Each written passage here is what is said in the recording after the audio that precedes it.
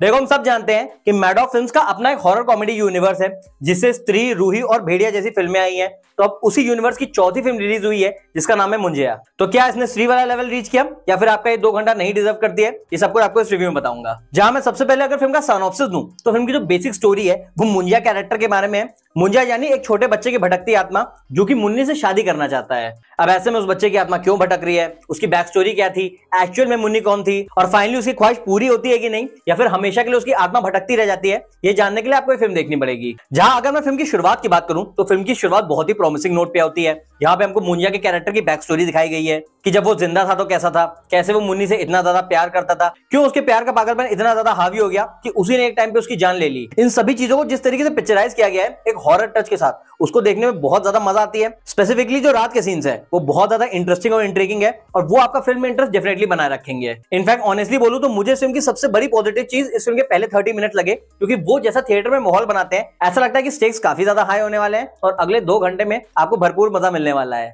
जहां मैं इस फिल्म के 2 मेजर एस्पेक्ट्स यानी हॉरर और कॉमेडी की बात करूं तो मैं कहूंगा हॉरर तो इस फिल्म में बहुत ज्यादा नहीं है, क्योंकि मुंजिया का कैरेक्टर जिस तरीके से बनाया गया है वो आपको बहुत ज्यादा डराने में केपेबल नहीं होता है और उसका बहुत स्ट्रॉन्ग रीजन ये है कि उस कैरेक्टर को सीजीआई दिखाया गया है। तो ऐसे में हो क्या रहा था कि थिएटर में जितनी मैक्सिमम ऑडियंस है वो डर तो बिल्कुल भी नहीं रही थी, उल्टा मुंजिया का कैरेक्टर जिस तरीके से बिहेव कर रहा था और जिस तरीके से जोक्स मार रहा था ऑडियंस भर भर के हंस रही थी। तो हॉरर वाली चीज तो इस फिल्म से ऑलमोस्ट मिसिंग है, लेकिन हाँ जो थ्रिल वाला एस्पेक्ट है उसमें डेफिनेटली डिलीवर करती है। स्पेशली जैसे कि मैंने कहा जो रात के सीन पिक्चराइज किए गए हैं उसको देखने में आपको काफी ज्यादा मजा आता है। वहीं अगर मैं कॉमेडी की बात करूं तो वो भी मैं कहूंगा क्वाइट डिसेंट है, बिल्कुल स्त्री या फिर भेड़िया वाला लेवल नहीं है, लेकिन सीन्स इस तरीके से लिखे गए हैं कि थ्रू आउट आपके चेहरे पे स्माइल बनी रहेगी। Plus at the same time कोई भी सीन ऐसा नहीं लिखाया गया है कि आपको कहीं भी जारिंग या फिर क्रिंज लगे।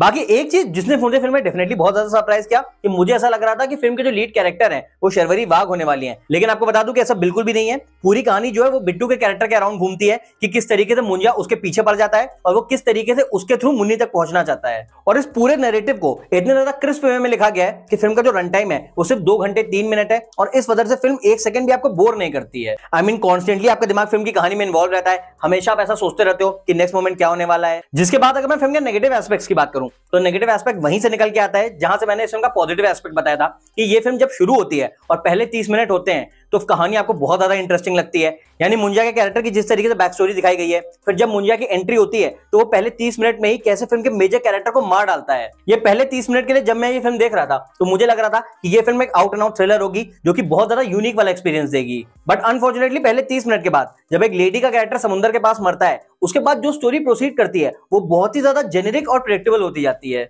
आई मीन स्टोरी में भी नयापन नहीं दिखता है। पूरा जो फर्स्ट हाफ है और फिल्म का सेकंड हाफ है वो सिर्फ और सिर्फ इसी बात पे फोकस करता है कि बिट्टू का कैरेक्टर कैसे मुंजिया से छुटकारा पाएगा। तो इन शॉर्ट पहले 30 मिनट के बाद जो ये फिल्म आपको एक यूनिक एक्सपीरियंस प्रॉमिस करती है वो बाकी की फिल्म डिलीवर नहीं कर पाती है। सेकेंडली जिस तरीके से फिल्म का सेकंड हाफ लिखा गया है स्टोरी ऑलमोस्ट पूरी फ्लैट चली जाती है, यानी ना ही उसमें बहुत ज्यादा ट्विस्ट एंड टर्न्स है। इनफैक्ट जो मैंने बताया कि मुंजिया की जितनी भी बैक स्टोरी है वो भी फिल्म के पहले 15 मिनट में रिवील कर दी जाती है, तो इस वजह से फिल्म में कोई भी बहुत ही मेजर ट्विस्ट या फिर सस्पेंस फैक्टर नहीं बचता है। And that is why I feel कि अगर मुंजिया की स्टोरी को फिल्म के सेकंड हाफ में रिवील किया होता तो वो फिल्म के लिए बहुत बेटर होता। इनफैक्ट फिल्म का क्लाइमैक्स भी जिस तरीके से लिखा गया है उसको बहुत ज्यादा स्ट्रेच किया गया है, क्योंकि क्लाइमैक्स ऑलमोस्ट आधे घंटे का है और उसमें भी कोई भी मेजर डेवलपमेंट नहीं होता है, सिर्फ मुंजिया का कैरेक्टर एक से दूसरी बॉडी स्विच करता रहता है। उसके अलावा क्योंकि ये फिल्म मैडॉक फिल्म के हॉरर कॉमेडी यूनिवर्स की है तो ऑब्वियसली कंपैरिजन तो होगा ही। तो अगर मैं रैंकिंग दूं तो मेरे नंबर 1 पे आदि स्त्री आती है, फिर सेकंड पे आती है भेड़िया, फिर थर्ड पे आती है मुंजिया और लास्ट पे आती है रूही, क्योंकि वो सिनेमैटिक यूनिवर्स की सबसे खराब फिल्म थी। तो ओवरऑल अगर मैं बात करूं तो मुंजिया फिल्म एक वन टाइम वॉच के लिहाज से एक फन और एंटरटेनिंग राइड है।